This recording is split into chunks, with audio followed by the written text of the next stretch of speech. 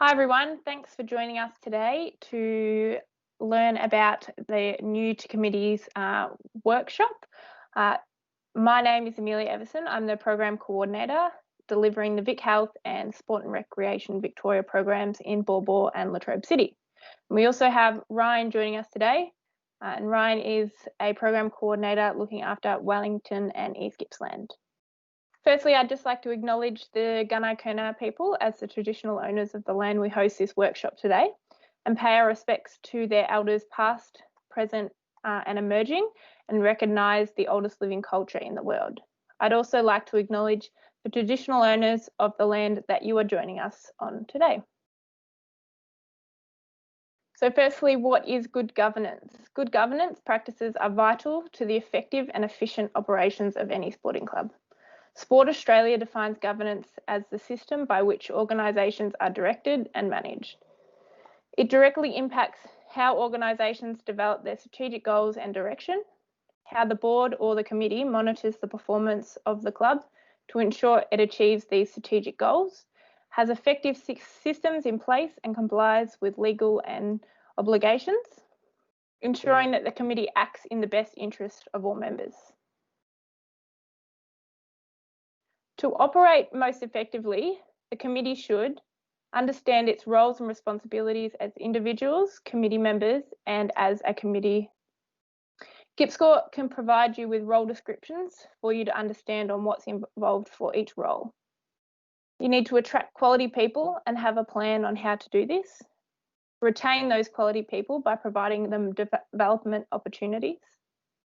Meet regularly enough to perform its roles and responsibilities, and operate under a reviewed constitution and make sure that it's up to date and it does not impede the organisation from operating effectively and as the board fulfills its roles and responsibilities.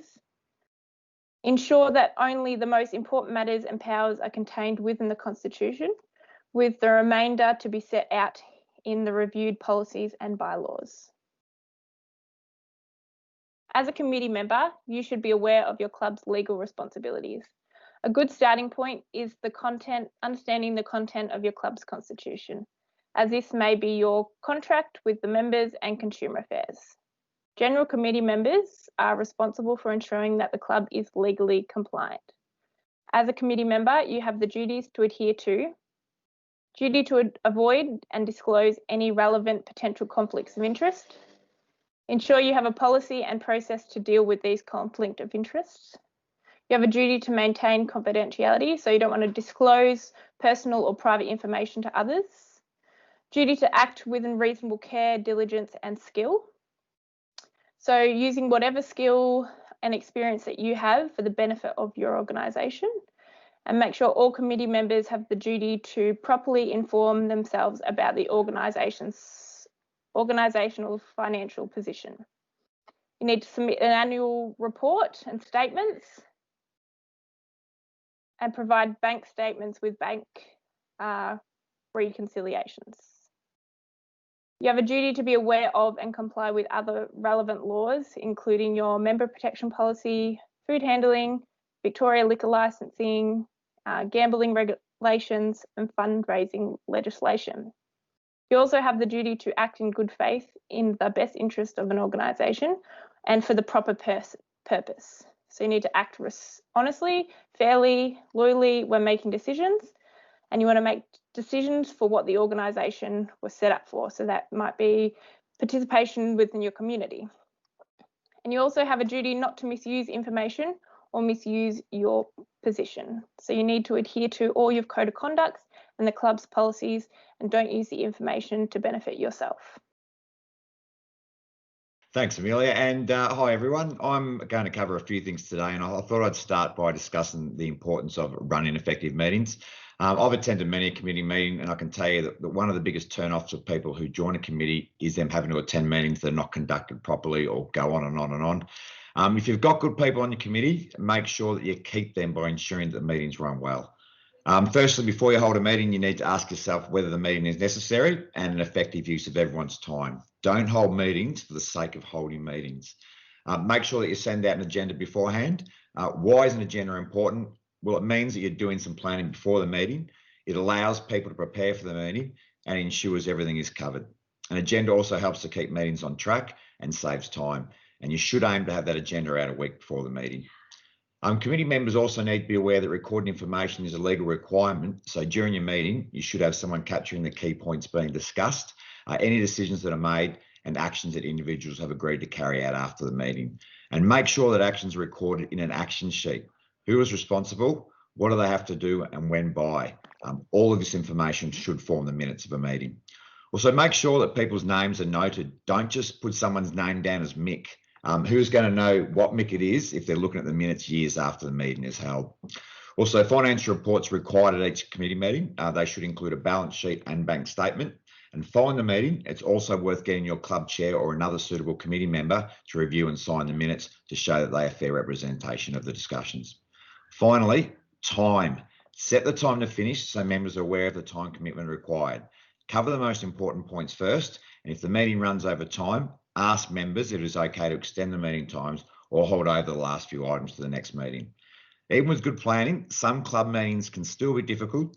Common issues include people not turning up nor contributing properly, and in some cases, meetings can descend into arguments and conflict. If you'd like more information on how to deal with these issues, please make sure that you contact GIP Sports staff who can help out. Another thing I wanted to touch on today was the use of constitutions, policies, and procedures to guide decision-making in a club.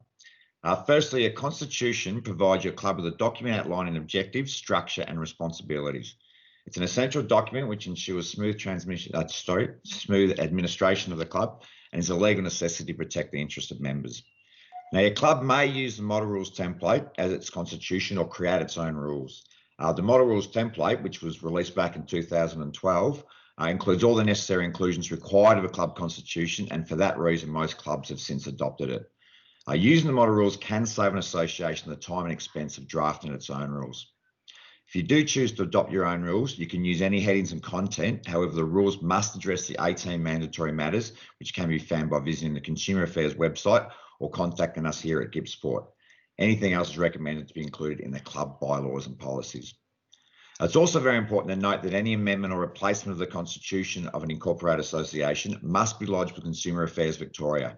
It does not take effect until the amendment of a new constitution is approved by Consumer Affairs.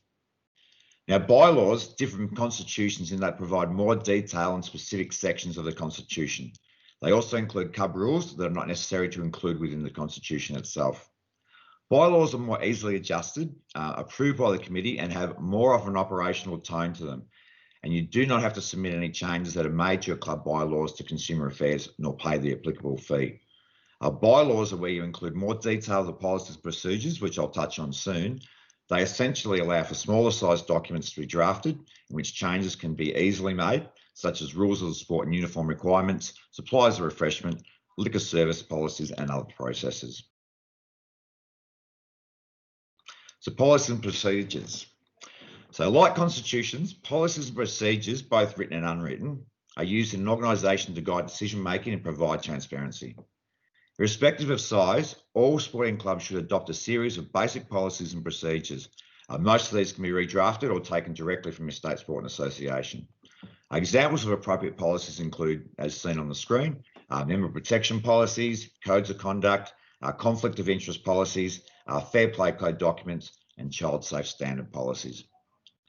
The combination of these policies applied to activities at your club will also assist in dealing with certain risk management issues, which Amelia will touch on later, as many policies outline preventative measures to the issues addressed.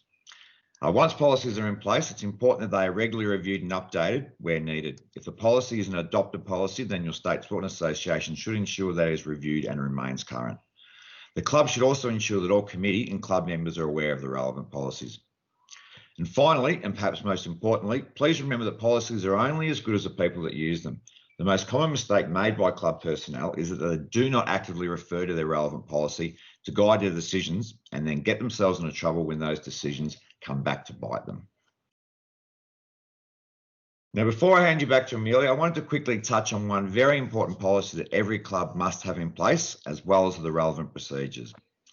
So Victoria introduced compulsory minimum child safe standards on the 1st of January 2017. They apply to organisations that operate and provide support and services for children to help protect children from all forms of abuse.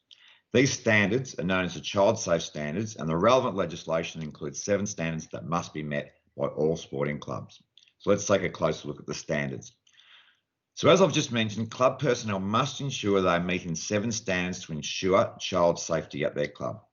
This includes clubs developing strategies to embed an organisation culture of child safety, including effective leadership arrangements. An example of this is clubs organising awareness training for committee members and volunteers. Clubs must adopt a child safe policy or a statement of commitment to child safety. Clubs must also adopt a code of conduct that establishes clear expectations for appropriate behaviour with children.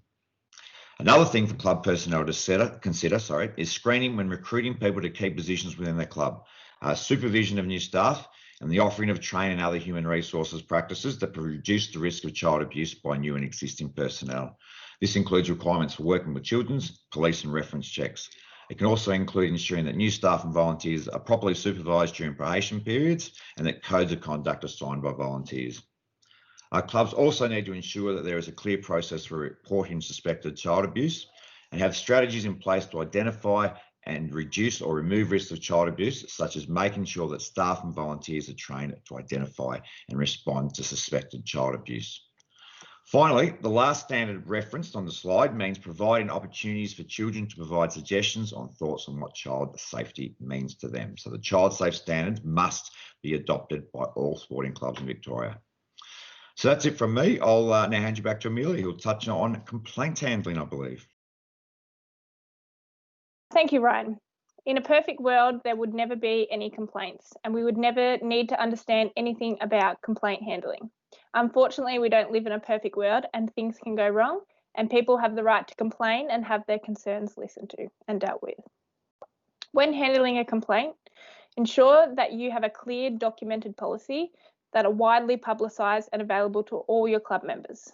You want to make sure that it is a consistent process with the rules of your state sporting association, that your policy and procedures must reflect the rules and procedures set out in your club's constitution, rules, regulations, or bylaws. You need to make sure that you take complaints seriously and deal with them transparently and provide appropriate options for resolving or dealing with the complaints. And these may be done in a formal or informal way. Your club may choose to appoint a member protection officer. So they provide information about the rights and responsibilities and options available to an individual making a complaint. They are usually an independent person and they don't mediate or investigate the complaints. Play by the Rules offers an online free course for people who wish to become MPIO officers, or you can contact GIPSport for more information. Risk management. So part of your club's risk management process, you should be aware of the environment that it's operating in. This would include your rules, your regulations, and your legislation. You need to identify the risks, so when and where the risk may happen, the effect the risk could have on the club's objectives and who might be impacted. You need to analyse the risks, so you could consider the likelihood and the consequences of the risk happening, evaluate the risk, how can it be dealt with, and how you might deal with the risks, or how you might avoid it, take the risk, minimise the risk, or remove the source of the risk. So planning is beneficial to a club in many ways. The main aim of planning is to maintain a positive relationship between the club and its environment. Planning enables a club to become proactive rather than reactive, and it clarifies the club's purposes and direction. Initiate and influence outcomes in the favour of the club. Decide where it wants to be in the future. Adopt a more systematic approach to the change and reduce resistance to change. Improve financial performance and use resources effectively. Improve coordination of activities and develop teamwork not only on the field but off the field as well. Without adequate planning, the club frequently deals with only immediate problems and fails to consider future needs.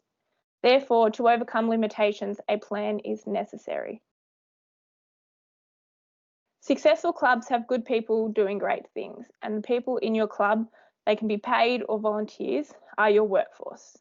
They are the people you need for your club to function, and they are your coaches, your officials, your volunteers, and administrators. If you understand your workforce, the number of people and the skills required for various roles, you are better placed to achieve the club's desired outcomes. Workforce planning is about ensuring you have the right people in the right roles for the right time with the right skills at the right cost. In addition to these factors, you should seek out people who reflect the behaviours and attitudes of the club. As with any planning process, you should apply these best practice principles to your workforce plan.